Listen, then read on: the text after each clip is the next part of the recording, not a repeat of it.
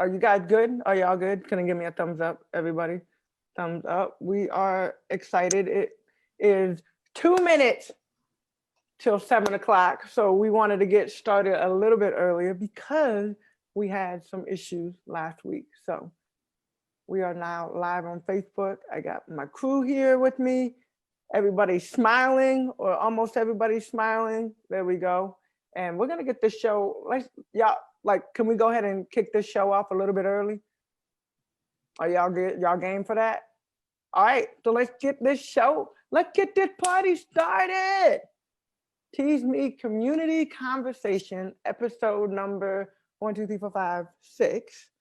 And I thought we would go a different way today. I wanted to go a different route. I wanted to actually focus on our I don't want to say youth, because you guys aren't youth. You guys are beyond that. So our young adults, how about that? Is that a good name for you guys?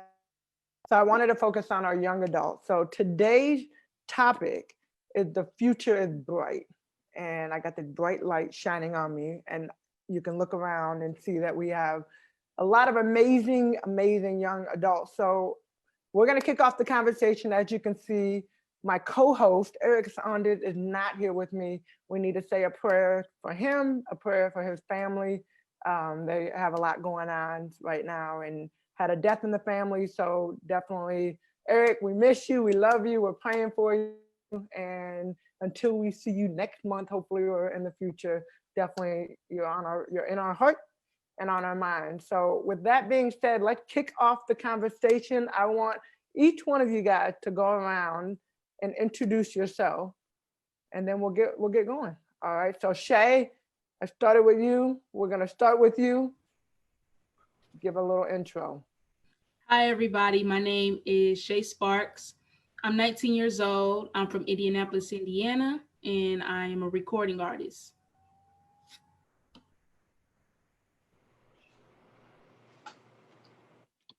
Next. Okay. Hi, my name is Jamichael Gallons, and I am 21 years old, and I am from Anderson, Indiana. I graduated from Richmond High School class of 2018. I currently attend Ivy Tech with the hope to transfer to Ball State with majoring in telecommunications.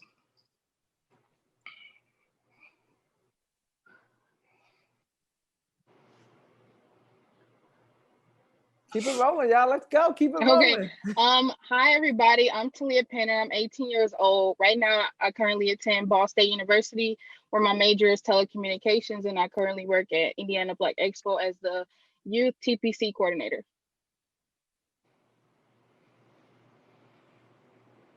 Hi everyone. My name is Kayla Pitts, and I am a senior at Cathedral High School. And I speak out for the youth a lot, and I do stuff at different speaking engagements, and I talk about controversial topics. Oh, my name is Miles Strong. I am 17 years old, and I'm also a freshman at Ball State University studying telecommunications and digital video production. And my name is Jaden Baskin. I'm 17. I'm a senior attending Pike High School, and I'm a public speaker. All right. Well, first off, I want to say thank you guys. Thank you for coming on and being a part of this episode. And we got a lot to talk about. So I'm gonna jump right into it because I know you guys have been waiting all week for this, right? Yeah. Yeah, I need a little bit more excitement in there. You're like, yeah. So our topic has been, and for those that this is the first time tuning in to one of our episodes, we have continued to talk about, and for me personally, ever since the murder of George Floyd, and everybody really focusing in on race and focusing on our nation as it stands now and just the advancement and where we want to move forward. So that was in June. For Tease Me Cafe, we started doing community conversations every Friday. July hit and I was like, okay, let's kind of reel it down. We're gonna do it once a month. So now here we are, episode 6 in August. And we are still talking about race, but I really wanted to kind of reshift the focus a minute and talk about not just race for the adults and where we are, but really focusing on who's gonna make the change. And so as I started thinking about who's gonna make the change, the young people or young adults. You guys are going to be the ones that are going to make a change, not just for my kids, Lord willing, I have kids one day, but for the future of what America will look like. So let's go back.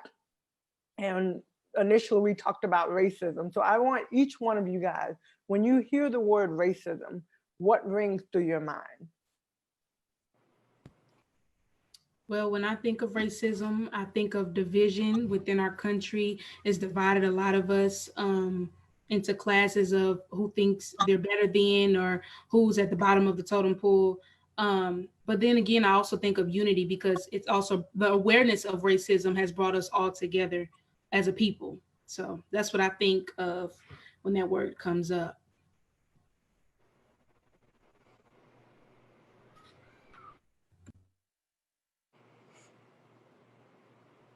When I think of racism, like Shay, I think of division, and I think of people being either downplayed or divided or whatever it is because of race. Sometimes race could bring power and privilege, and sometimes it could bring negative connotations and negative stereotypes.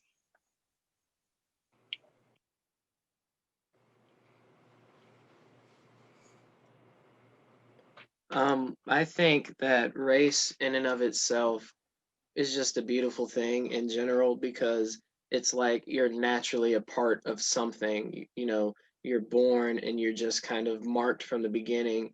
You know, you're part of this culture or this group, and your decisions from that point forward, you know, they say who you are. But I mean, you know, racism is just, you know, other people or certain groups hating on others. Personally, I think they hate on it because there's something in there that they want. You know, there's no reason to try to take something from someone unless you want it. So that's what I think racism is.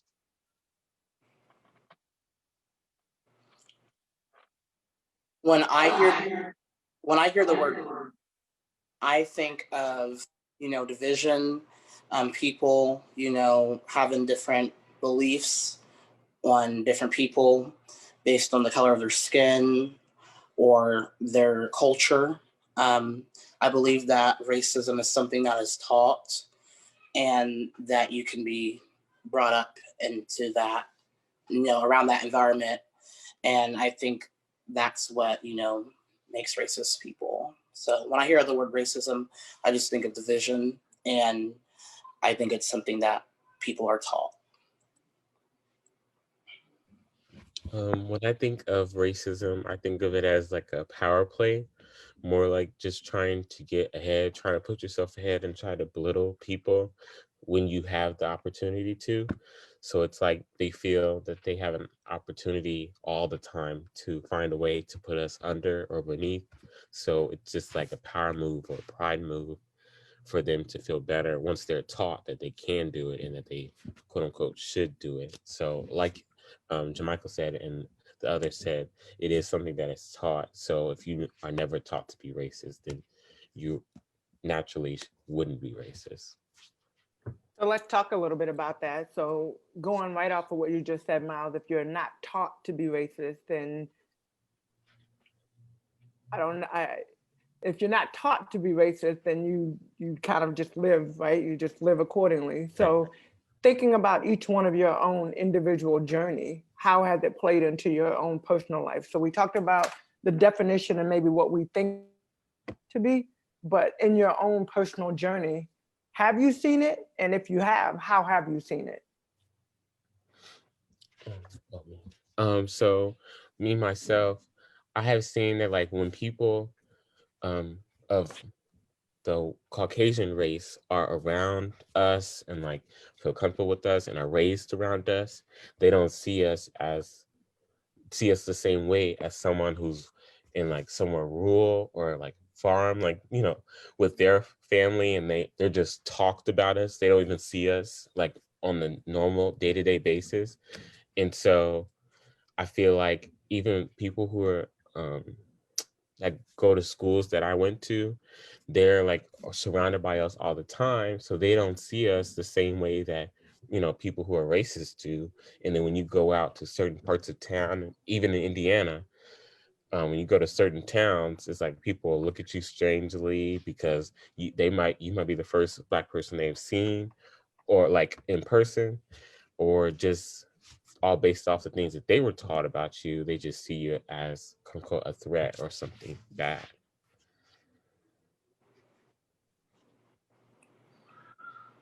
I would like to say, like, I've experienced the same situations that Miles was talking about, but I've also experienced situations to where, like, my growing up, I had a white best friend up until like middle school, until we like parted ways and went to high school. But it was like I didn't see color. It was like I liked her because we connected.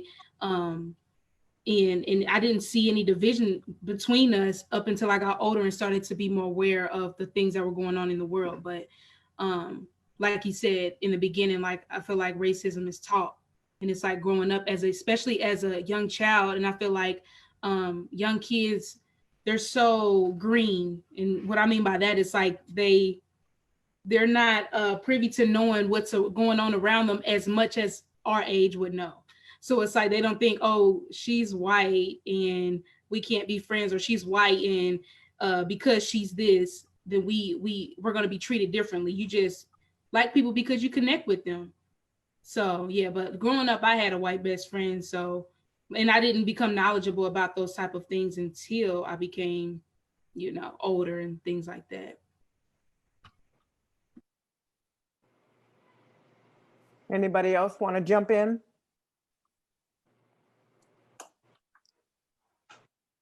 Come on, guys. We had a great, so everybody doesn't know this, only this group knows it, but we had a great conversation last. And so I want us to have the conversation because it flowed really nice and everybody was able to jump in. So let's jump in, let's have the conversation. So Shay, thank you for that. Miles, thank you for that. Who else? How have you guys experienced it in your own personal lives? So, my phone. Oh, I'm sorry. Sorry. okay, Sorry, y'all. okay. So I know for me, like, being a performer, there's certain things where, I do a show and I get a role, and, people feel like because the way that the character is written, that because of my race, I don't fit the role. There was one experience that I had where I was at an event, out of respect for them, I won't name the corporation, but I was speaking at an event and I walked in before I had my name tag, and someone that was there, they just walked up to me and they gave me their trash and like asked me to throw it away. And I just kind of looked at them for a second, like I was confused. And then they were like, well, isn't that your job? And I'm like, no, I need to go do a mic check. And they were immediately like, oh, well, I'm sorry. Or something that I'm sure a lot of you have heard, the phrase, oh, you speak so well. Like I get that a lot. And like that's like some people, I don't think they understand how disrespectful it is. Or some people, they do it and you can just kind of tell that they are like they know what they're saying.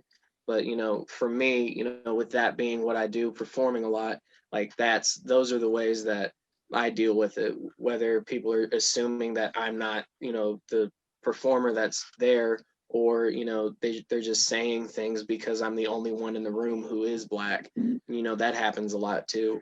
But that's what I deal with it most.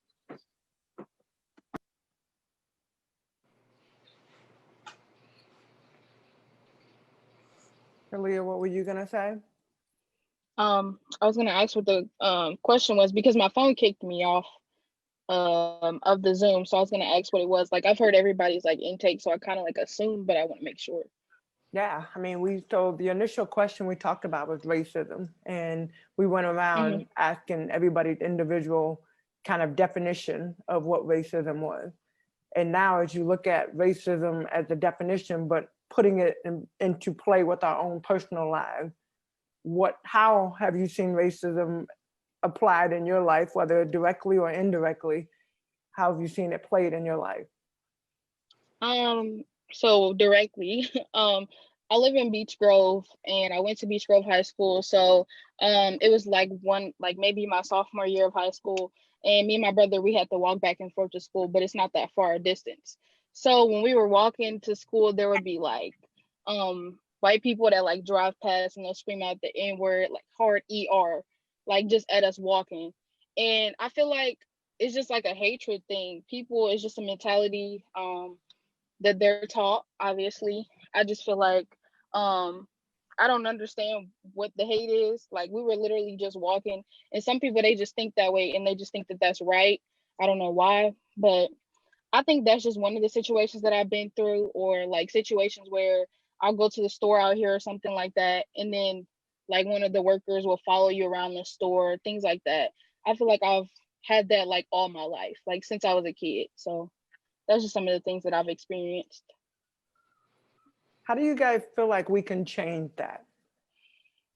You know, I mean, I think that it's one thing for us to talk about what we've been, or like what we have experienced, and I have my own story to share later. But how do you think, like moving forward in situations like that and where we are right now? You know, I talked earlier about George Floyd, so thinking about that, and now like we have, I mean, I've been on the fight, or my father's been on the fight, my grandfather, I'm sure, has been on the fight, you know, great grandfather. There's been a lot of people that have come before. But as you move forward, like, how do you feel like we can, I mean, you never can change somebody's perception per se, but how do you feel like we move forward from there? I would say that, oh, sorry. You wanna You go? can go. You can go. Oh, I can go? Yeah. Okay, Kayla. Okay.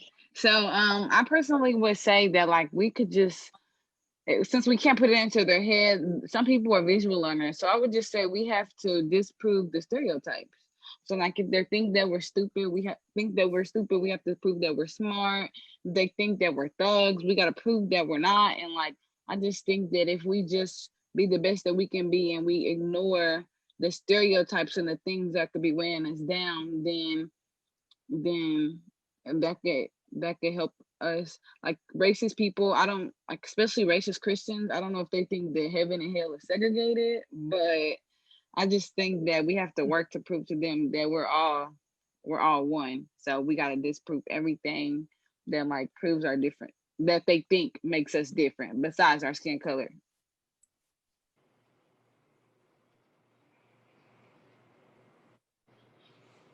What do you guys think? What do you think about that, Talia?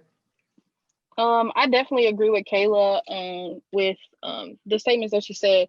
Also, I feel like in certain situations, like if we have a friend or something like that, or even somebody that's just like maybe a peer or anything like that, try to educate them on some of the things that they might be wrong about, especially if they ask about it and they come to you about it. Because some people they do, and some people truly don't understand what we go through on a daily basis or just period. So I feel like educating those people, even just one person, it can help. And I see, thank you, Talia. I see Shay and I see Jamichael shaking your head. So Jamichael, chime in there. I was going to say that I agree as far as with educating people. You know, I think that we should all, you know, educate everyone, that, everyone's beautiful, black is beautiful, white is beautiful, everyone's beautiful. And that, everyone's different. Each race, has their own culture or, their beliefs or whatever, but everyone's different. And I feel like we should embrace that, you know. But I also feel like that we all should come together at the same time because, we all bleed the same. So we're all the same. We're just a different color. But I just feel like we're all human. So we just gotta, educate people on, why their beliefs are wrong and just lead them the right way. Shay, what do you have for me? I feel like Kayla set the tone with it, like proving them wrong. Because like my mom always says it to me, like the best revenge is success. Like just proving your doubters and your haters. And in this case, we're talking about racism, but it's just like the people that feel like we're below them or we can't be on that level. It's like prove them wrong, make it motivate you and give you drive and determination to like reach the highest level that they get on, till they can see like we're, neck and neck. Like I'm not giving up. Like I'm gonna prove a point. Like I can go as far as you can go. So like you said, or like she said, proving them wrong and beating those stereotypes. Yeah. And Miles, what do you think about that? So I agree with what everybody said, and especially with the best proving, like, your best revenge is success. But it's also like, or how I think of it as an idea, like the way society is and how things are going. It's like one of the best things we could do is really push like business and entrepreneurship, because it's like they really do have kind of power over us with being up here and not thinking that we can be as successful as them, or not being the same level of professionalism as them. And so I feel like showing them that we're like, we can be, the big boss too. We can make businesses. We can take, mm, own property, own land, just like be, like she said, like be here, because they'll still see us as like underneath, as long as like we're just like posting videos or just doing certain stuff. And it's like we need to really push using your passion as a business, and then showing that we can be just as worthy, not worthy, because we are worthy, just as worth, Successful. this exactly worth success. Yeah. So how do we get to that? All right. So entrepreneurship, business, best revenge is success. So being successful, how do you do that?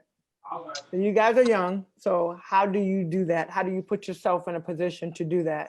And before I get there, so one thing I want to note, we have talked about, or in previous conversations, we've kind of discussed a little bit about, going out to the protest and being a part of the sit-in, and just the beauty of so many different races, so many different people, so many different ages. I mean, there were babies there that obviously have no idea what's going on, young kids. I took my nephew there, my sister and I did, and older people, young. I mean, like it was beautiful. The people that were there and the people that are fighting for equality and fighting for justice and fighting for all the things. So yes, to the success part. But I guess what I want to ask for each of you guys to kind of take a stab at is, why is it so important for your generation to be kind of at the forefront of being able to educate and being able to put yourself in a position to be successful down the road? But right now in this moment, why is it so important to have all of the things that we have going on? I think a mindset that we need to have is like, we need to not work just for ourselves and like not just for the future, but I think we need to try to have the mindset of creating generational wealth. Because like going to cathedral, I noticed that a lot of my peers, that not only are they white, but they're socially, economically at a head start, because their grandfathers and their grandmothers, they have trust funds and college funds set up for them. So like when Beyonce said that like her great grandkids is gonna be set, I think that we all need to have that mindset. Like even though we're not all Beyonce, if we like, we could, even if you only make like $100 a week, you could set 10 to the side. Like I'm never gonna touch that. Like when I die, then my kids can have that money. Eventually $10 every week will add up. So I just think that we need to have a winning mindset, but not just for us, but like our grandkids. Because even though we're set back, I think that we would be pushed a little bit forward if we had generational wealth. And I think a lot of Black people don't possess generational wealth, because like, I forgot who said it, but like we need like land and we need property, and not to group everyone together, but some people are just very materialistic and they're in the now, and we need to be like in the future. Because like now, like when I die, like my grandkids don't care what Jordans I had. They gonna care if they grandma left them some money for college, or if their grandma left them some enough money to leave their grandkids some money. So I think we all just need to make sure that we all set, and then lift up other Black people. Once we set, like once my grandkids are set and I'm set, like I could lift up other Black people and other Black people's future grandkids or whoever they're bringing along. So socioeconomical, that what you said? What is that? What does that mean? Your Anybody can socioeconomic jump in too. status. Sorry about that. No, sorry, Kayla. Your socioeconomic status is like where you are financially. So if whether you're considered poor or middle class or upper class, any of those things, it's basically financially the financial position that you're put in. And then a trust fund. What do you guys know about a trust fund?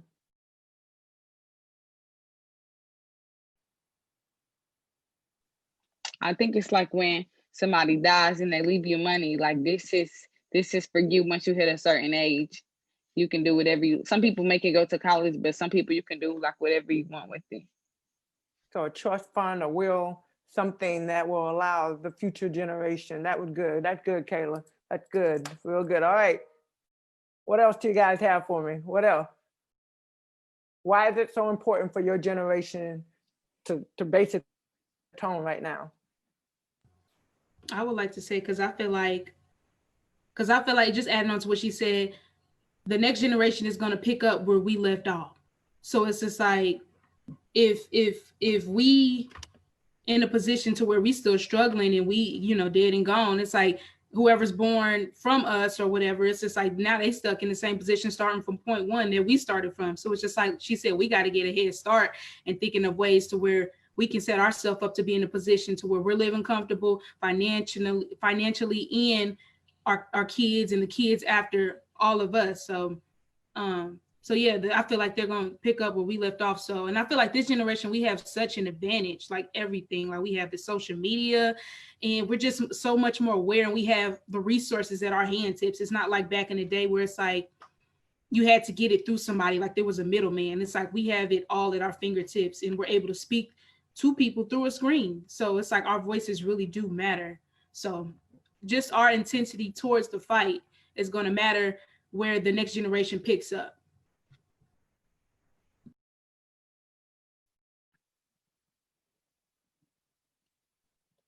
So I definitely agree with Kayla and Shay about everybody. I think that we just need to stick together and work together more because at this point, if the Black community does not come together completely, then at the end of the day, we won't be able to fully get ahead where we want to. Because I feel like if it's if it's us against each other, then it just won't make any sense. Because we have to do it all together for us to be able to move forward and build that financial success and everything like that. So definitely making sure that everybody sticks together.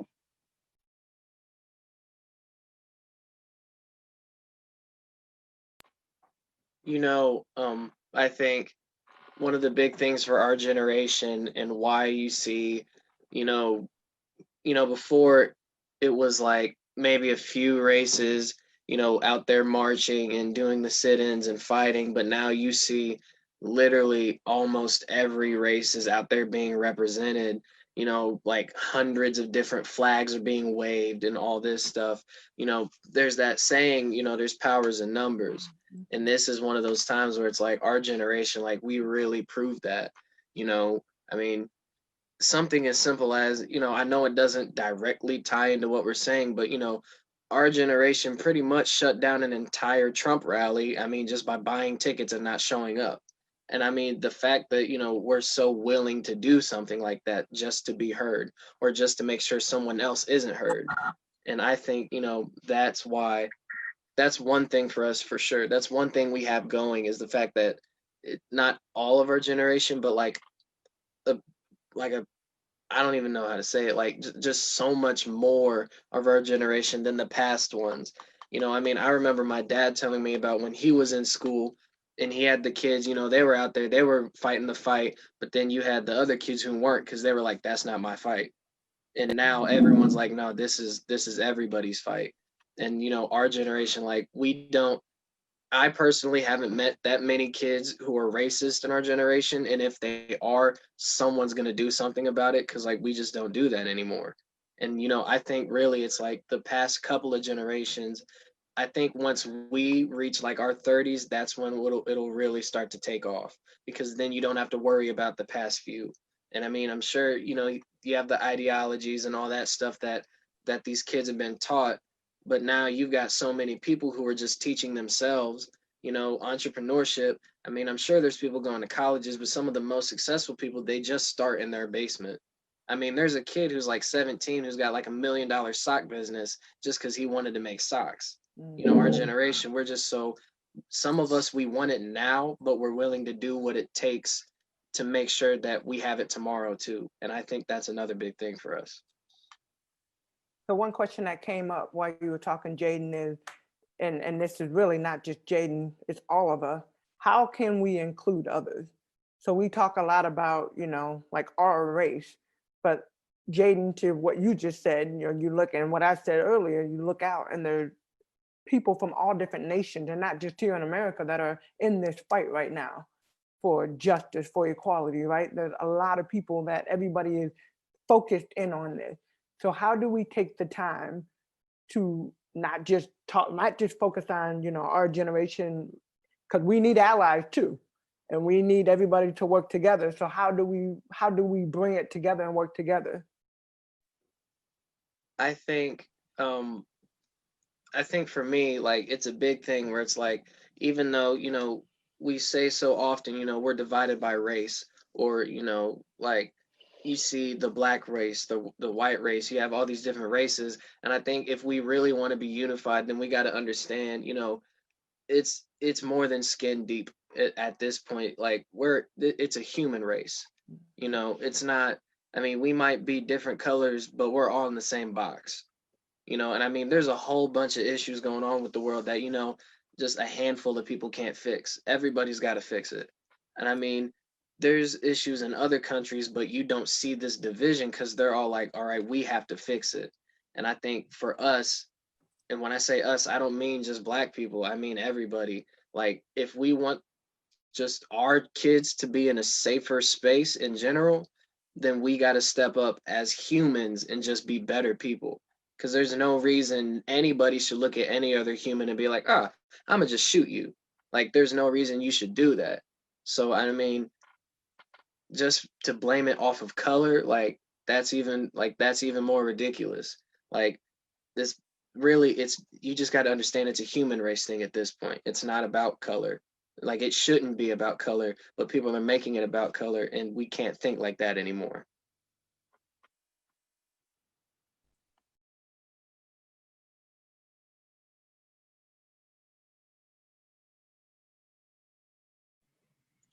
So I would say that my simple answer would just be reaching out to those other people and letting them know that anybody can come help. Like with the protests, they don't say only Black people can come to these protests downtown, or people can come to this certain sit-in or anything like that downtown, maybe at the State House or anything like that. So just opening it up to everybody, I feel like that should be something that's just an easy fix. I mean, it's not like on the posters it says that, but even if like you post to social media, just say this is open to everybody. So just a simple fix, I think, for events like that.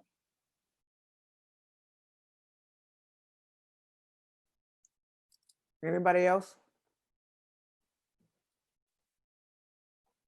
So one of the questions that came up on the timeline as we were talking about this, and it was the subject, and this is kind of, I don't want to say it's totally off, but there was a question that came out about voting and the importance of, said, how important do you feel that it is to vote?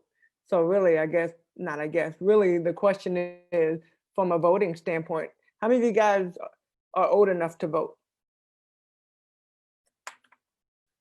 It's my hand.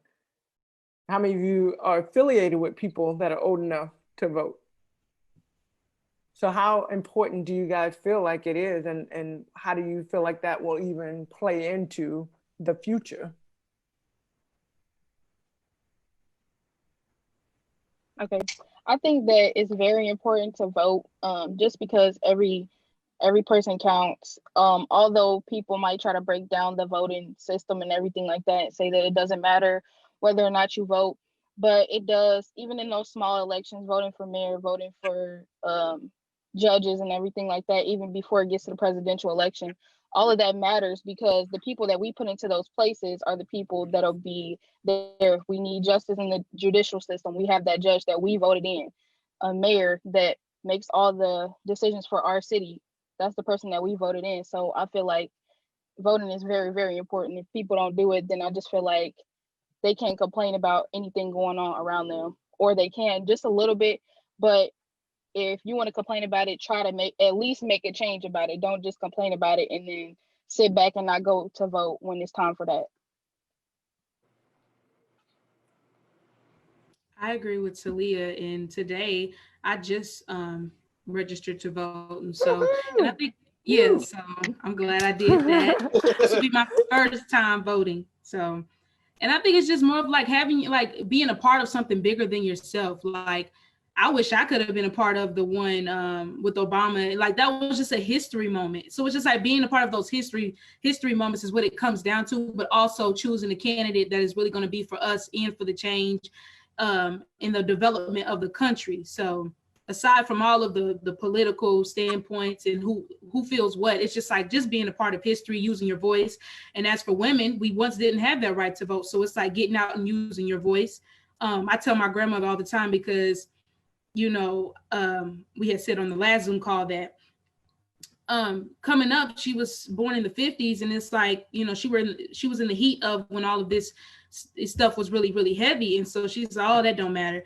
They be lying, your vote don't count, da da da da. I'm just like, grandma, it's like, you got to use your voice. Like, your voice has to be heard. If you want change to happen, it's just like, go out there and try to make that change. And so that's what I feel. So yeah, I feel like voting is really, really important. And also researching those candidates to find out what they're about and what they stand for, not because, oh, she's Black, I'm going to vote for her. It's just like really go and research these candidates and find out, like, what do they stand for, the history behind them, and where they can lead us as a country in the next 4 years or 8 years. I think that is so important. Even thinking about Obama and thinking about the last presidential election too, you get caught up in voting for, and even on a smaller scale, right? You don't spend the time that you need to educate. And I think that's the most important thing, even for your generation, because, no offense to the older generation, but they'll be here, but we don't know the length of time, right? And so for you guys, a lot of who we elect locally, who we elect nationally affects your generation. So voting is important. And I think even for the ones that are not of age yet, it'll be really, really important for you guys to be prepared for your opportunity, I should say. Does anybody else want to say anything about that question about the voting? I did, Yes. but question. Go ahead, Jermichael. I said I did, but I didn't get the question. Oh, we were talking about voting and just how important do you feel like it is to vote, especially for your generation? Well, I was going to say that I feel like it's very important to vote, Our generation, our voices are very strong and we're very powerful. Obviously, about the TikTok and the Trump rally, that was very powerful. We made our voices heard. So I feel like we should, make our voices heard by voting. I personally educate people on how to vote early. I've been looking on Twitter, and Barack Obama and Michelle Obama, we're talking about voting and how it's important. So I've been sharing some of their recommendations about voting and giving some advice that I think, everyone should know. Vote early if you can, as soon as possible. But we all should need to vote so our voices are heard, because the only way to make a change is to have your voices heard. And I think that's really, really important. The chat on Facebook. I know all of our young people, I know you guys are all on Facebook right now, right? All of you. But you got, why y'all laughing? I got a Facebook page. But you'd be surprised, like people are really, there's a challenge that's going on for anybody that has the opportunity to go vote. Make sure that you are taking somebody with you. And if even right now, the education aspect, and Jermichael, I like the fact that, you said you have people that you follow and that you listen to, but I think it's really important too, to not get so caught up in the people that we always listen to, and being able to have a diverse group of people that we can get information from. And, like I love the Obamas, of course, but also making sure, there's pros and cons to every single candidate.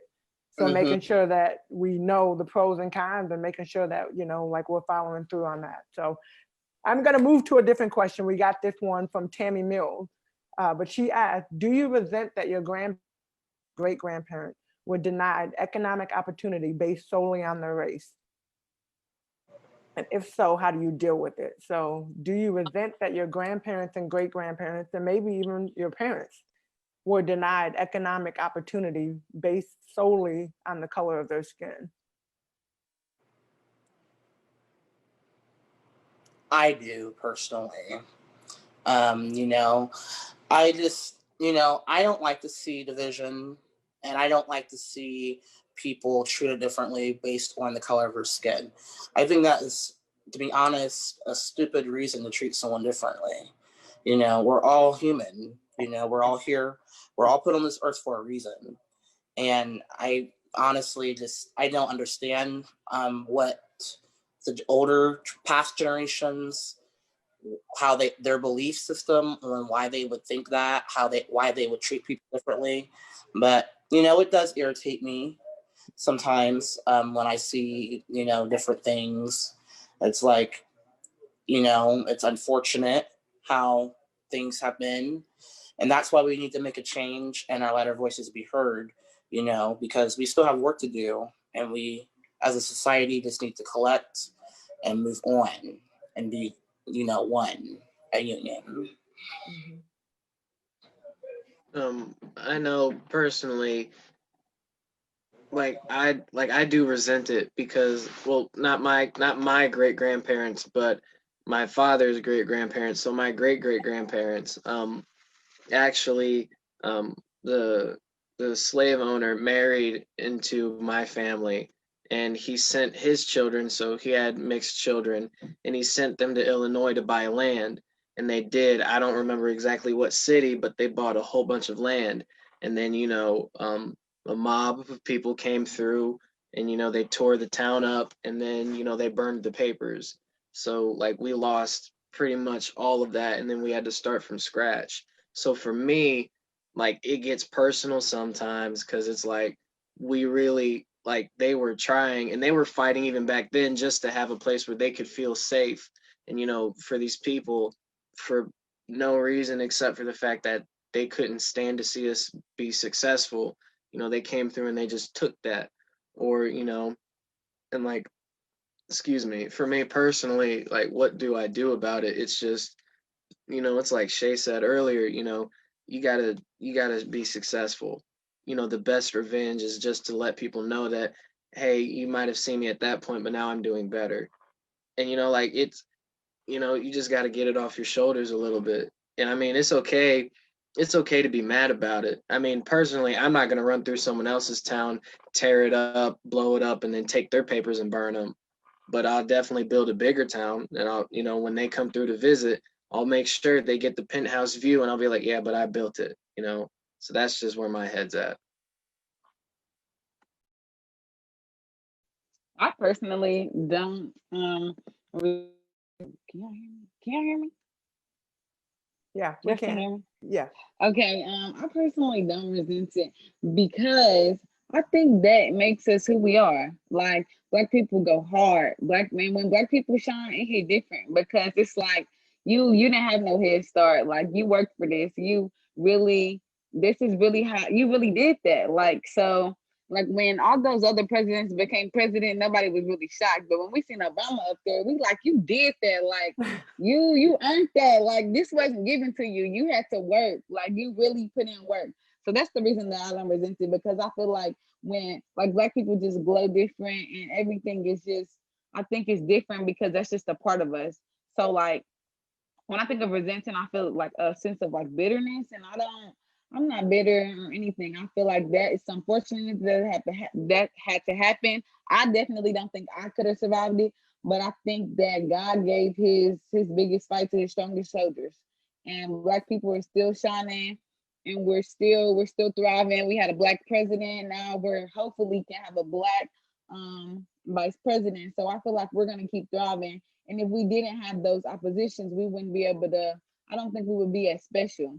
It wouldn't hit different when we do something amazing because it could have been like, oh, this could have been given to you on a silver platter. But black people that you don't never got to worry about that. Like they always, no matter how rich or poor they was, they had to work for that.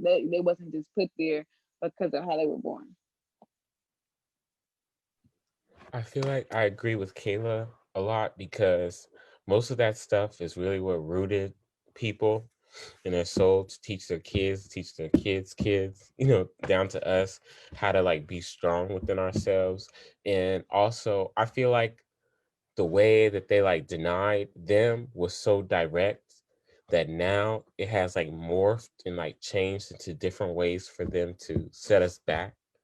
Even like it's not as nowadays it's not as much as direct racism as much as it was then. It's more like um discrimination with jobs, or discrimination with interviews, or discrimination on giving you a loan, or discrimination on doing different stuff, where it's not as oh, you can't call me racist, it's just my job to do this, or it's just my job and this is the legal paperwork. So I feel like now we're like fighting, or fighting in a different way. And I feel like because of what they went through, that taught us and showed us what they went through, that what we're going through is nothing compared to what, they went through. So it's like we have to fight with what we're faced with now, which is more like low key. We have to like find it within the paperwork, the tiny words at the bottom of the paper, stuff like that, where we have to go against discrimination and racism now. So I think that's good. And the thing I think about is opportunity.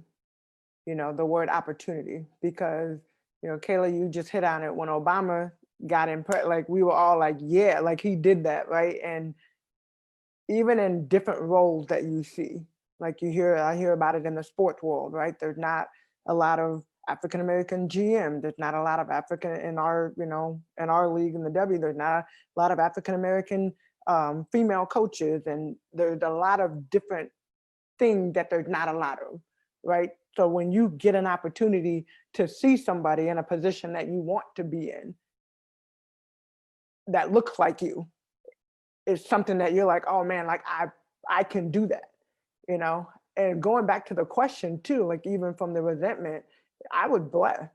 And my mom, my dad is from Jackson, Mississippi. And I remember going to Jackson, and my grandparent owned the Ketching Super. And it was on this corner. It was a little corner store, but I remember going in there, and at times my grandpa, my grandma would leave my grandpa in there, and people from the town would come in, and he was supposed to be charging them, but he wouldn't charge them because it was like a lot of the people couldn't afford to go to a real supermarket and get food, and so we had those opportunities. But as a kid, I remember going into the cafe, and I remember, or the superette, and I remember like just how much pride I had walking up and seeing my last name on the top of a building. And I don't even think at that point in time, I ever thought that I would have my own cafe, my own store, my own whatever. But, like when you think about, for all of us that are on, and you guys have talked a lot about success, and you've talked about that journey to success. When you think about it, who in your life has been somebody that has shown you, or is showing you, giving you an example of somewhere that you want to be? And I want everybody to answer this one. Well, first, I would say prime example would be my mom, because my mom has over 20 years in the mortgage industry, along with a bachelor's and a master's degree. And she's just now getting to that point of getting in a position of a high role where she does have say so and can make certain decisions. So she's fought a long fight of being in the mortgage industry since 2001, and becoming a supervisor all the way up to a manager, and then getting to be up under someone who's a VP and to study up alongside her, who's also Black. So it's like you said, seeing someone else in that position who can give you hope, like, wow, she's a VP, I'm Black, she's Black, this is possible. So she's like a prime example. It's like she just inspires me of just going harder, because she's had so many obstacles. Most people, when they have young kids at a young age, it's just like they stop there. But it's just like she kept pushing, and as young kids, we've seen her having to stay up long nights and study to get her bachelor's, and then going back to get her master's, and then keep pushing to go up the ladder in the mortgage industry to become someone of influence. So prime example would be my mom for me.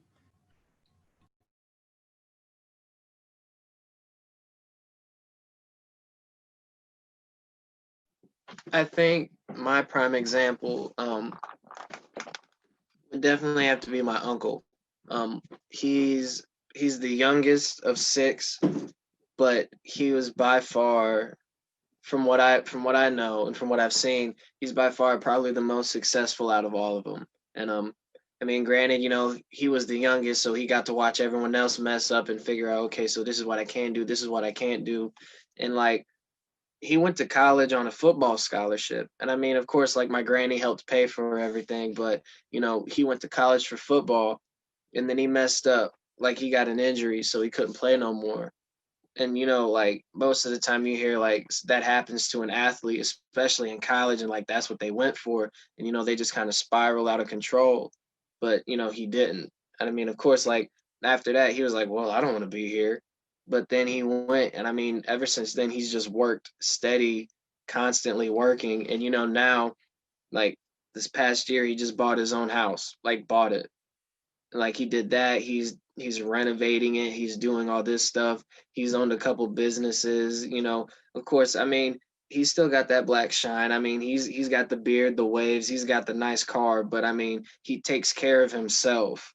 Like and like to me, I mean, of course, like he don't have kids or nothing. So I mean, logically, it would be a little easier if it's just you. But he did that for himself. And like for me, just to look up to him, like, and even when I talk to him, I mean, he's still a big kid, but like just to see that, like for me, that I look up to him for that.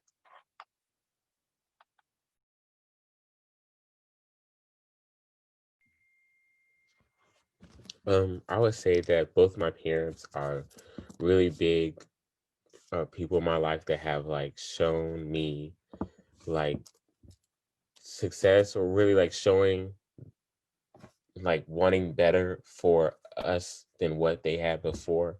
So it's like wanting your kids to have more than you did. And I feel like in that way, that's like a level of success where you can make sure that your kids will want, even more for themselves or want better for themselves. And so um, I feel like in a way that really shows you or it really showed me that like I can like excel, or there's nothing, that can stop me, because I'm gonna one day want my kids to want even more than I want, even though that my dreams are like huge.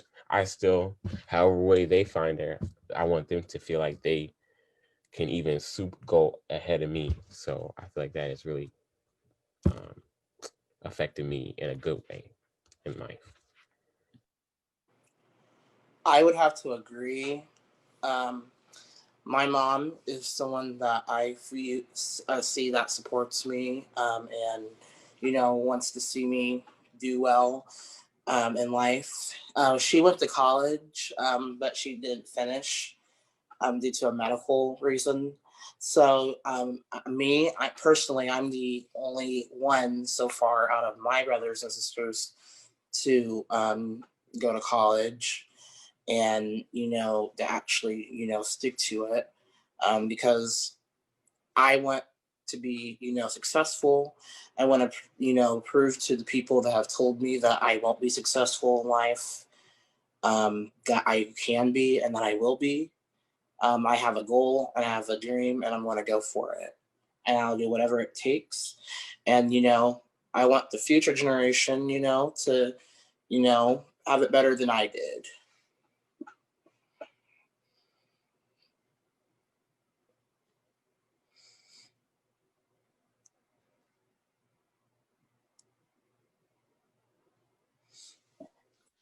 Somebody who has definitely like inspired me is my mother, because my mother is a really go-getter. Like she doesn't, you don't have to worry about my mama waiting for you to bring her anything. She's gonna go get it. So like she's the CEO. She runs a community center. She's always giving back. Right now she's working to get us like a fund so we can like give back in our own name, and that's something that I really look forward to. So like not only does she like chase the bag for herself, but she always makes sure I'm in a winning position. Like no matter what I do, she gonna make sure that I'm the best at it. So I've never played the piano in my life, but if I told her today that I wanted to be like Stevie Wonder and sing and play the piano, she's definitely gonna give me a vocal coach and she's gonna go buy me a piano. So I feel like it's like she always wants to make sure everybody's in the winning position. So I just strive to be like her, like not only to make sure I'm in a winning position, but others around me and my family members. I mean, and other Black people, of course. So I would definitely say that my mom is an example of someone who shows me success and how to like push through, even if past like their parents or anything like that weren't as, I wouldn't say as good, but not in the same position that she put herself in. So definitely when we were younger, just pushing us to do everything that we want to do and that we strive to do. Definitely these past like couple years has been the motivation for me, because me and my siblings, we started a production company together doing photography and videography. So for her to continue to push us to do that, giving us support, putting us in programs to be able to continue that, to learn, and to be trained in that. So definitely my mom. I love it. I mean, honestly, you guys, like when we hear our story of success, and I am a big goal, like I mean, for people that know me, they know like from a little kid, I was in 7th grade when I made my first goal. And like, so my whole life has been kind of, and I don't mean it like, had been very goal oriented, even to where I am today. Like everything has been about goal. But I think the really cool thing when I listen to each one of you guys talk about the people that are in front of you and the people that you're learning from, you have your own goals that somehow tie into the goals that they had.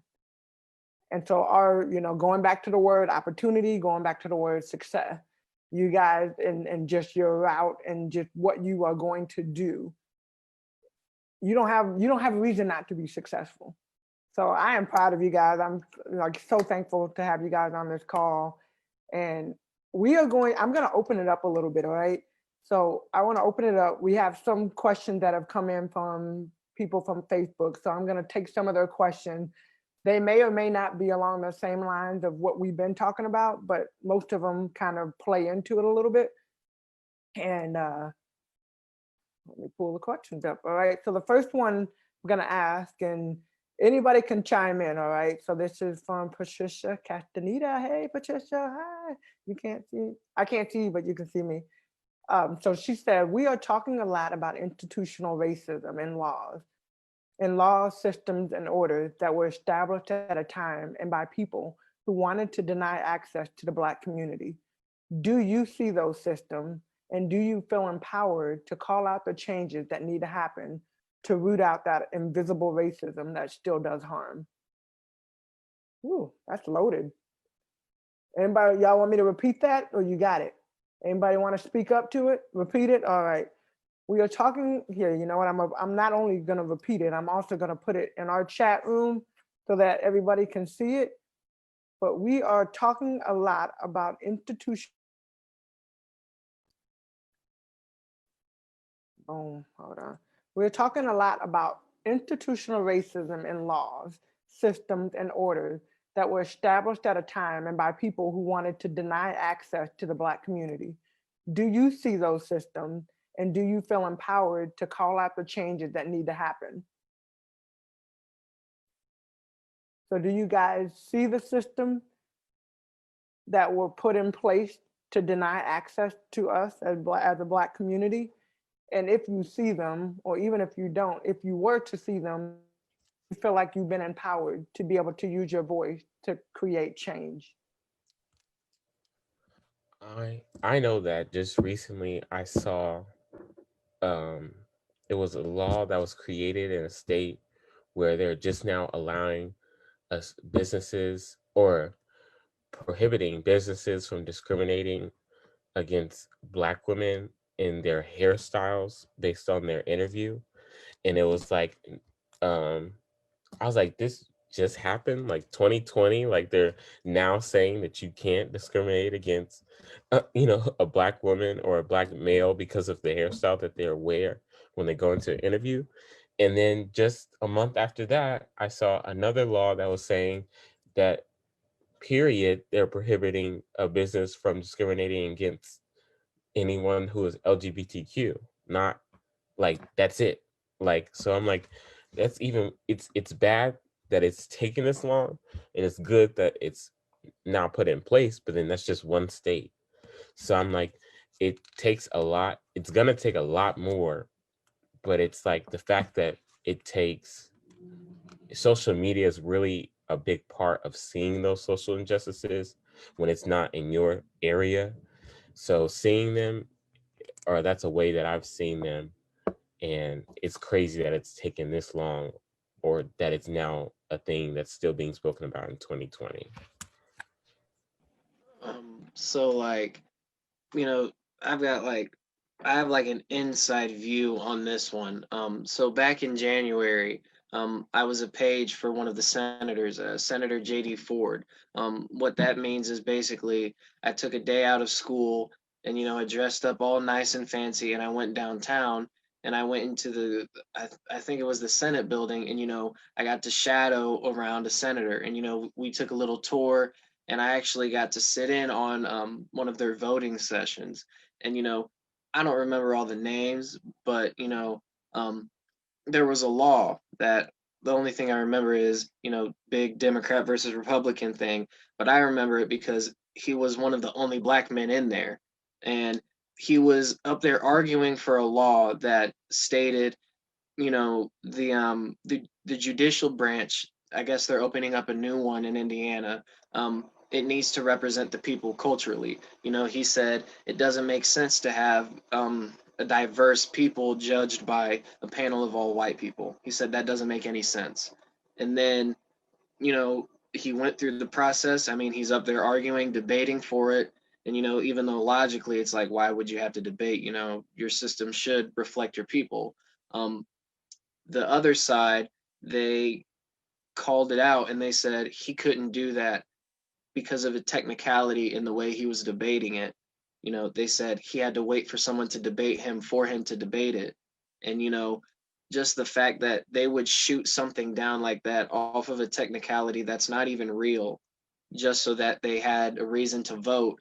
And I mean, of course, they all voted no. They were like, we're not going to do that. We're not going to pass that. But, to see something like that, like in person with your own eyes, and then to have a senator step out and talk to you and be like, you see, this is the systemic racism that we deal with in office. And, to see that and then to talk to people about it. And, that ties back into the voting, make sure you really know who you're voting for, because the people you vote for are voting, they're voting for what you want them to do. And like, just to see that and be able to tell people like, you guys need to really be careful because they don't even have a good reason most of the time. They just don't want it to happen. So like it's and like it really made me mad. I couldn't go, like I had to bite my tongue, and I was also dressed very nicely, so I'm like I'm going to try to remain calm and represent, my family and my people well. But like that was just, it was so enraging, and like you could tell he was mad too, and like he took a lap around, and I'm like I couldn't do it personally. What did that teach you though, Jaden? What did it teach you about what's going on now, obviously, but what did it teach you about the future too? So what it taught me is, the main thing that it taught me is, one, people are going to look for the dumbest of reasons to shoot you down. Like they're going to look for the, like, to say something like you can't debate it because no one debated you first. That's one of the dumbest reasons I've ever heard, to try to shoot something down. But it taught me that regardless of what other people are thinking, you do need to stand up and speak. And because like that man, like he has all my respect, because he stood up there and he just kept calling it out blatantly.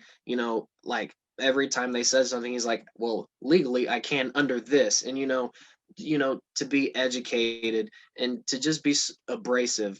I wouldn't say aggressive, because aggressive can be taken the wrong way, but to be so abrasive and just be firm in your stance.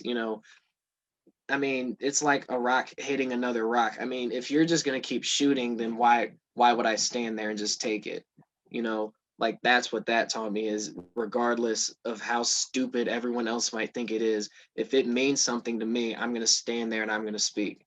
And if they don't hear me, then I'll get loud, you know. And like, I mean, that's really what that taught me is just stand your ground no matter what everyone else thinks.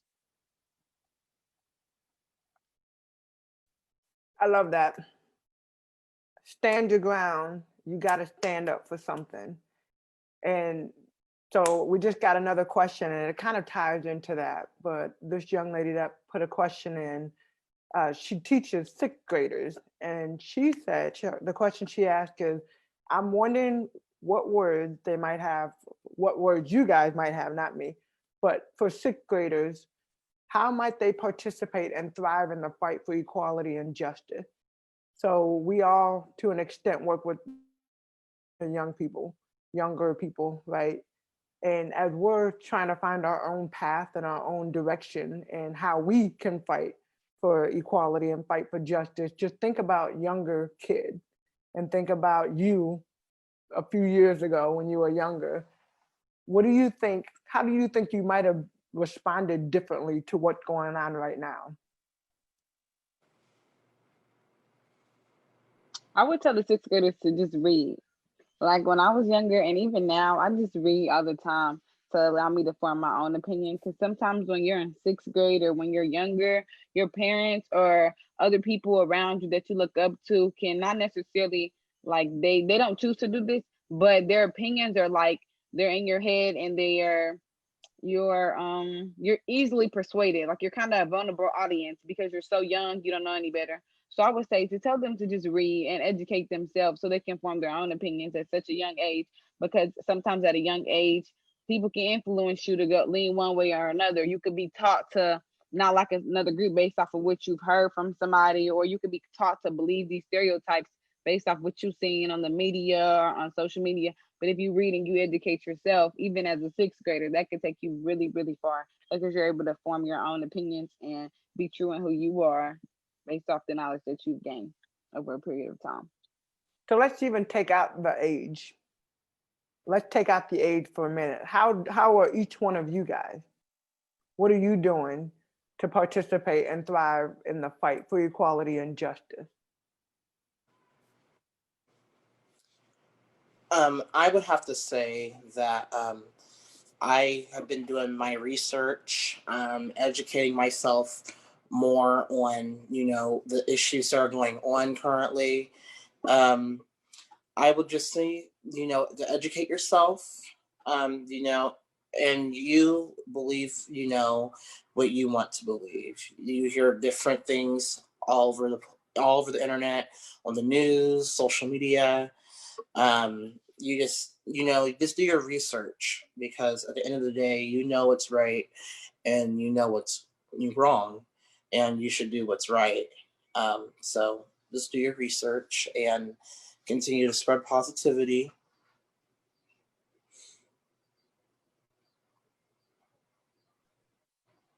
Shay, what about you? I would also say like research and along with where she go, Kayla, what she had said was reading. I love to read. And I feel like reading actually is not really implemented the way that it was when I was like in first, second, and third grade. Because I feel like when I was in those grades, like right after recess, the teacher, we would come in and read a section of a book or something. It would be any kind of book, not based on what we're talking about, but um, reading is really, really essential. I know that we have everything in our palms with these phones and we can just search things up so quickly, but I think reading plays into a lot like comprehension and really understanding a situation for your own self, and formulating your own opinion based off of what you're reading, and um, start to knowing how you really feel about a situation. Because like she said, like you have our parents in the household, then we go to school and we talk to our friends and the other adults that are around us throughout the day. It's like there's so many opinions of how they feel in the situation. But I think it's essential that we formulate our own opinion, do the research on the people that are in power that make those decisions, that have the influence to make change. So reading books, but also reading whatever you research on.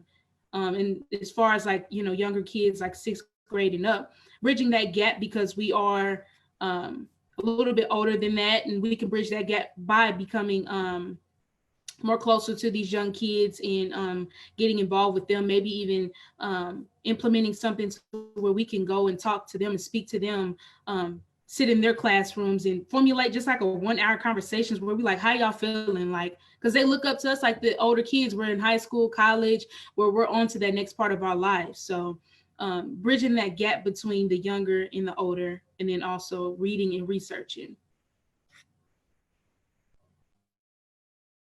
And I think that goes along with next question I'm going to ask. I know we only got about 20 minutes, and I want to give you guys each some time to kind of do your last words, your last thoughts as we leave the conversation. But about a month ago, we lost one of a strong leader, a strong African-American leader in John Lewis. And what he was able to do, I know we've all saw, like, hopefully, I shouldn't just assume, I hope we have all watched the impact this young man had on the change for fighting for something that he believed in, and fighting to the point of, at times, getting beaten almost to death, being in jail, and fighting for something, and fighting for rights, and fighting for justice for Black people. And the question is, what do you take as your, not how, but what do you take as your personal commitment to honor the legacy of John Lewis? That's a strong question. I think for me, it's definitely the resilience. For him to go through what he went through, but keep going. Because there's so many people who I know who, if they got hit one time with the billy club or with a baton or a nightstick, or if they got tased once, they're done. They quit. I mean, I've been in sports where guys, they get a little hot and they're like, I can't do it anymore. And I mean, I'm sure you've all dealt with someone who, like, when push comes to shove, they just can't handle it. So I think the resilience, and like, I've always been vocal about it. I'm like, if it takes me to, like, if it comes to that point, hopefully it never does. I'm like, and I got to take a beating, well, then I'm gonna make sure that they know why I took it. Like, if I do ever go in cuffs for something, I'm gonna make sure people see it or they hear about it. Pray that doesn't happen, or I hope it doesn't happen, or it doesn't need to. But I mean, like, I remember when, we were, like, the protesting was hot and it was heavy, but there were also riots, and, the officers were out there. I was one of the first people who was like, I want to go there. But, like, my family was like, we don't know. But I mean, just the fact that, Mr. Lewis, that he did that. And not only did he do that, but he kept going. He understood that, being out there and physically fighting and being out there with the people, like, that has power. But also, I see it as, I use the phrase taking the throne, like, just taking the throne and standing, but not standing above your people, not being a boss, but being a leader and bringing them with you while you do it. Being that captain that people need. Because if you get in that position, I feel like that's your job. Like, you got here, but you're still one of the people, so you got to lead them into whatever you're doing next.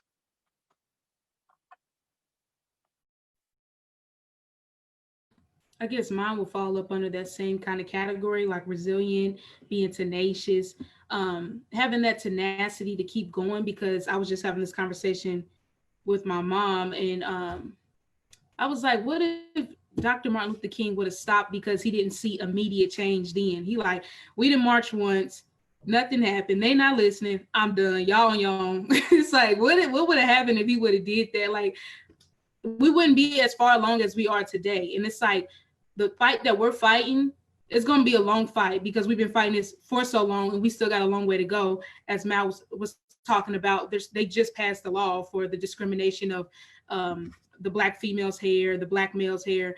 It's like we have a long way to go. So it's like we may not see that immediate change in our generation, the next generation, but it was a phrase that I think that Dr. Martin Luther King had said, and he said something of the context of, I'm paraphrasing.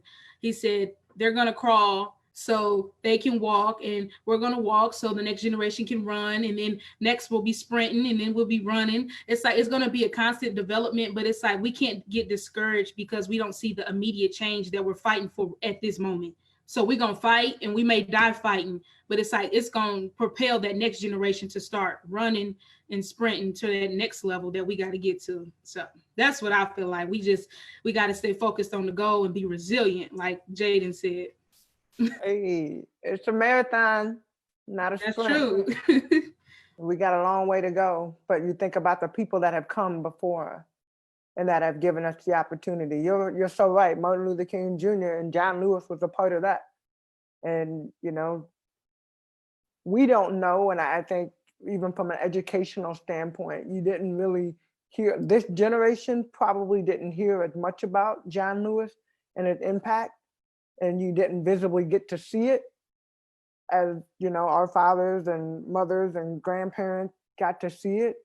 But isn't it cool that we're sitting in a position right now where we have an opportunity to create change, and you have the opportunity to really keep that marathon, like not just go through the sprint, but you're part of that marathon now. And you guys are a part of, you know, like the baton has almost been passed to you, to each one of you on this call, to the people that are around you to keep it going. So with 15 minutes left, and Shay, you're gonna wrap us up tonight, right? You're gonna wrap us up tonight? All right, great. So 15 minutes left. I wanna make sure for each and every one of us, I wanna hear your parting words, okay? So coming out of this conversation, what do you think is something that you individually, you within your circle of friends, within your circle, your family, your circle of people, what do you take from this conversation that's going to be really important for you to move forward? I believe that coming from this conversation, taking the generational wealth idea, taking the wanting to move forward, taking the fact that we have to live with the fact that we may not see the ultimate change before we pass away. It may take generations and generations after us to even get to a level where it's, you know, where we think it should be, you know. And so, and also the idea of like, well, voting, we're bringing up, and just always communication, always communicating, always talking to somebody about what's going on, because it's gonna, quote unquote, get annoying to hear it, but it has to be annoying to them for them to want to see a change. So it's like we have to keep talking for them to want for us to get change, because they'll just want us to stop talking about it. Oh, if you want to stop talking about it, change it. So it just have to keep communicating. That's what I really got from this conversation, was communication.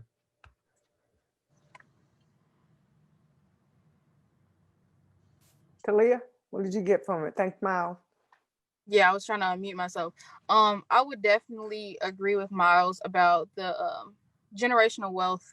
I would definitely say collaboration and making sure that we work together and pull everybody in as much as we can to continue that fight, and make sure that we stand up for what we believe in and continue to use our voice, and make sure to vote this year if you can, because it's crucial this year. I mean, like it's crazy.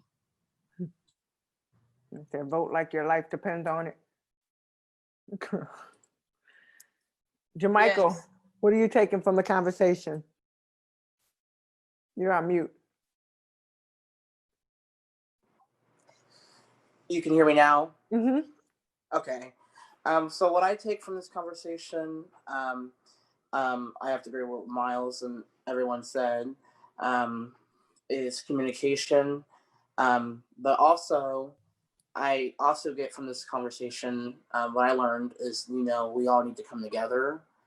You know, we just need to continue to fight for what's right. You know, we still have work to do. generations before us did it, so we can do it. We had our this movement, Hope Black Lives Matter movement, is is a very strong and powerful movement, and I feel like this is just only the beginning for the future. We just need to set the stage now, get everyone on the same page. If you can vote, go out and vote. If you can vote early, vote early. Do your research, educate yourself, on the issues that are going on in the world so that you're aware of what's going on. And just love each other and just, I'm always try to be positive. I try to stay positive. So I, try to spread positive energy when I'm around people. So just be positive. Don't hate on people. That's what I took from this conversation. I love it. Thank you, Jermichael. You're welcome. Kayla, what are you taking from the convo? I'm taking a lot. I don't even know what to say. I liked everybody's idea, like the one about to keep grinding and like to push through. I like the ones about education, and then I liked how everybody, like, we're all pitching in to try to like prohibit future racism and systematic and institutional oppression. But I like how everybody has a different approach, like how Talia's like in broadcasting, and how like Shay's doing it through rapping, and like just different approaches. So I learned that like there's more than one approach, and like if one approach is not working, we could support somebody else's approach. So if no one's listening to me speak out at public events, then I'm like, well, maybe I need to promote that we go listen to Shay rap about it. Maybe what I'm saying is not going through to them. Maybe they need to hear it in a song, or maybe they need to see it on a video, and I need to lead and make a video. So I just learned that there's different approaches, and we can all come together and like fix it. I don't know how to say, I don't have a good conclusion. Like, I just know that, like, even though it's different, we can all integrate together and come through as one and help people see what we're seeing through the same lens. Yeah. And I think that's a great idea. I'm gonna get to Jaden and Shay, but one thing I think we should think about with this group right here is doing something, doing some type of collab project. We got some talented people on this call, y'all. You don't know, we got some talent on this call. So we will definitely, when I get back to Naptown, we're gonna get together face to face, socially distanced with our mask, of course, people, don't worry about it. And try to figure out something, because I think that what we have brought together, this group that we have brought together, y'all don't know how powerful it is, because right now it's just like, oh, like we're sitting in our house, I'm sitting in a room, and we're just kind of talking about, Talia's sitting in the car, like we're just hanging out. But to think about what we can do together, and especially the young people that are coming up behind us, behind you, that will be able to look at each one of you guys as an example, and each one of you had your unique talent that we could probably pull together and come up with something really, really cool. So Jaden, what did you take from the conversation? One thing that I really took was, not only to be abrasive and, stand your ground, but, like Kayla said, everybody's doing their own thing. I can't get mad at someone if they don't want to speak at an event because they're probably working on something else. And, it's a struggle that we're all going through. And to make sure that generationally, that not only my kids and their kids are going to be okay, but that my grandkids are going to be all right. And, that like my neighbors' grandkids, they're going to be okay, making sure that the community is okay. And, just to end it, I wanted to say something that my granny always told me as a kid. And I mean, I'm like, she meant it, like when she talks about our family, but I think it ties into everybody. And, she always said, your royalty, she's like, you got royalty in your veins. And she said, walk like it, I mean, just walk like it. She's like, your hair might be nappy, you might have waves, you might have curls. She's like, but that's a crown and wear it proud. And I just think, like, that's what I like to tell kids, wear it proud. You are royalty. You're royalty. Yes, to each and every one of us. And I think this goes even to the question that was asked. about the sixth graders understanding that at a young age, because I mean, we all, I can only imagine in sixth grade what I was thinking about. And at that point, sports and, you know, you start kind of recognizing, the guys, and you're over here and you're doing that, and self-confidence and self-esteem and all of that stuff is. So I love just your royalty, and it's so simple. You are beautiful just the way you are, and I think that's, yeah, yeah, that. Shay, what are you taking from? I think the biggest thing I took was just providing opportunities for one another of when we do get to our destination in life, or when we're on our journey. If you get in a position to where you know someone who could be beneficial in another position that you may know about, and may have that access to open that door for them, like, being that person that's providing opportunities for your own people. Um, and then I will also say the generational wealth. When we spoke on that, I think that's so important, of setting the next generation up for success, a head start. I know a lot of kids, they're in college right now. They're stressing because they're trying to figure out how they're going to pay for next semester. And it's just stressful alongside trying to figure out how you're going to study for this class. It's just like, it's too much at once.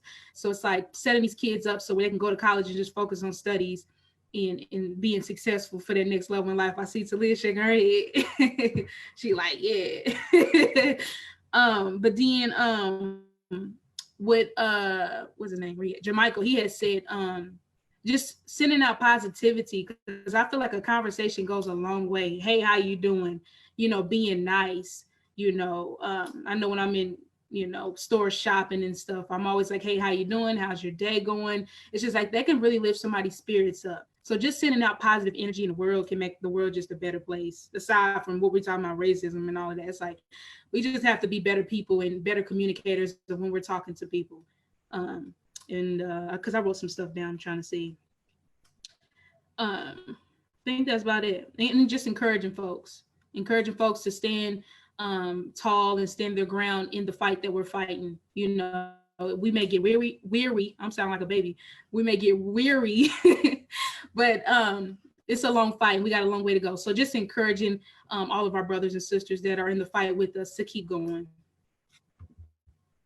I'm just so proud of you guys. Like, honestly, I said this last week, but so out of this group, I've worked with Shay and Jaden. They've been to our Tease Me Cafe when we had our open mic night. They both have performed there. Jaden used to be a spoken word artist, poet, all of that. Now he's singing and does artwork and a whole bunch of other things. And then, of course, Shay, you'll get to hear a little bit from Shay. But those two I know. And then through Talia, she introduced me to Kayla and Miles and brought both of them on board. And I'm like, look, I'm looking for young adult that can come on and can speak about race and can just I just want to have a conversation. So I don't know Talia personally, Kayla or Miles yet. I feel like now I've had 2 Fridays with them, so now we're like besties, right? And that what happened. And then Jermichael, I spoke up in Fort Wayne a couple months ago, and he was one of the young men that came up, and we just got to talking and took a photo, talked a little bit more, and he was telling me about some of the cool things he had going on. And honestly, like, you meet a lot of people at different events and you never really know if you'll ever see them again. But he the picture, reposted the picture, or maybe posted it for the first time, I don't know, a couple weeks ago. And I saw it and I liked it. And then I was like, you know what? I'm adding him to the conversation, because even though he doesn't live in Indianapolis, he lives in Indiana, and we're talking about our state, but in all actuality, we're talking about our nation. So I appreciate all of you guys for taking your time. And one thing that my group knows, and the people that support me, that come on, is I am all about supporting and all about making sure that our young people succeed. And so my commitment to each one of you guys is not only financially, but also as a resource and somebody that will support you guys and be alongside to see what your journey is and see where you go, and help elevate you and elevate the things that you have going on, because that's what having a platform like this allows me to do. So thank you guys for coming on. This has been amazing. Before we go though, you know, Shay is going to bless us with her talent and bless us with, I get to hear it twice now, so I was so excited. But she's gonna bless us with a rap that she did for a group, and you can kind of explain it. But we got a couple minutes left, so we're gonna get to the rap as soon as she's finished. Everybody, I want to say in advance, thank you so much for attending tonight. Thank you so much for supporting our young people. You guys make sure put their some of them put their handles. These are our Instagram handles, so hopefully you have Instagram too. But support them, support what they have going on, and you know you'll definitely see them in the future. So Shay, kicking it to you. Alrighty, I'm going to be performing a rap that has to do with the conversation we're talking about. It's called Chains on Me. There's a lot of time we feel like we're under chains and we're trying to break those obstacles and those barriers. So that's what this is about. So brutality got chains on me, choking me, then this blame on me. We get bothered for just being black and unbothered. Basically, these camera phones can't save us. New videos with the same stuff, we just capturing when they play tough and they consequences, they famous. It's the same story, but this one got more views. It's sad to say that not all of them make the world news. It ain't fair and they don't care. We done prayed and asked through prayer, march from there to there. Now where we gon' go from here? We pass marching, peaceful walking and pleading. We aware that we can be peaceful and still walk away bleeding. Too many beatings and unjustified unfortunately. So if we get violent, don't get mad because you gave us a reason. Yeah, Shay. Thank you guys for tuning in. It is officially 8:29. It is about to be 8:30. Shay, you are absolutely amazing. Jaden, Jermichael, Miles, Talia, Kayla, each one of you guys is royalty. I am going to use that, Jaden. And I believe in each one of you guys tremendous, like 100%. If there's anything that I can do for y'all, just let me know. All right. Thank you guys for a great episode. Episode 6. This will also be refeatured on our YouTube channel at Tease Me. We have a Tease Me YouTube channel, so check it out. Have a great night. Have a great weekend. Stay safe out there. And we will see you guys next month.